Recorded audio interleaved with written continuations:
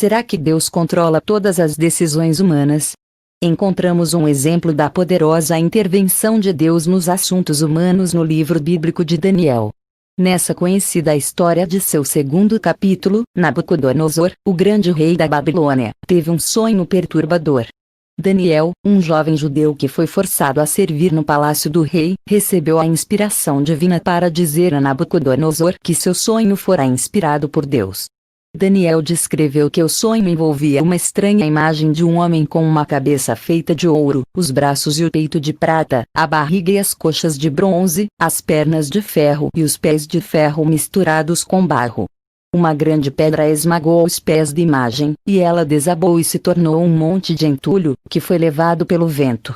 E Daniel informou ao rei que seu sonho revelava como vários impérios, abrangendo muitos séculos no futuro, estariam envolvidos no plano de Deus para a humanidade. Daniel declarou que a cabeça de ouro representava Nabucodonosor e o Império Babilônico, e as outras 3 partes de metal simbolizavam os reinos subsequentes.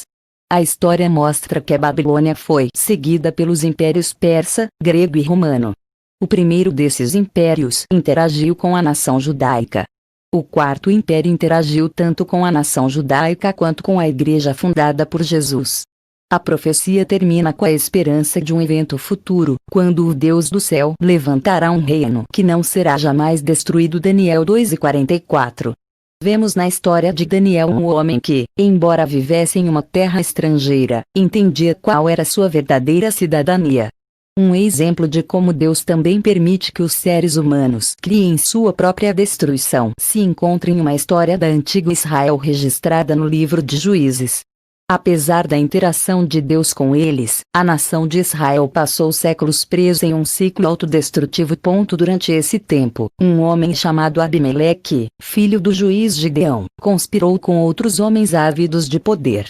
Ele matou a maioria dos outros filhos de Gideão e se autoproclamou rei. Uma leitura de sua história no livro dos Juízes mostra que as coisas não deram certo para Abimeleque e seus seguidores, que não tinham a bênção e o respaldo de Deus. Juízes 9. Mais tarde, Israel se tornou um reino importante no Oriente Médio. Enfim, Deus estabeleceu reis para a nação com o objetivo de realizar seu plano na terra. Os 3 reis mais famosos foram Saul, Davi e Salomão. Após a morte de Salomão, Israel entrou em um longo período de rejeição a Deus e mergulhou na anarquia e na desordem.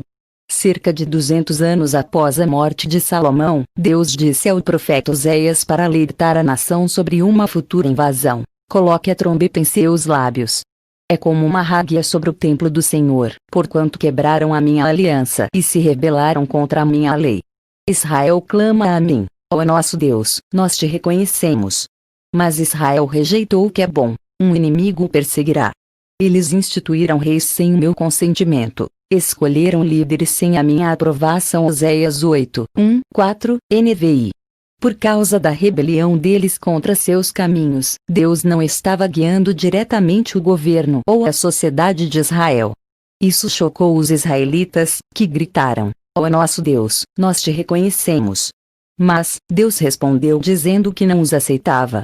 Nessa história, vimos que Deus não controla todos os assuntos humanos, mas permite que sigamos nosso próprio caminho dentro de certos limites. Também vimos que, sem se submeter à soberania de Deus, todas as tentativas humanas de criar um governo perfeito sempre vão resultar em sua própria ruína. Fonte: Revista Boa Nova, 7/2020, vídeo. Carlos Rodrigues Coelho, divulgador do Evangelho de Jesus, áudio. Inteligência artificial, adaptada por Carlos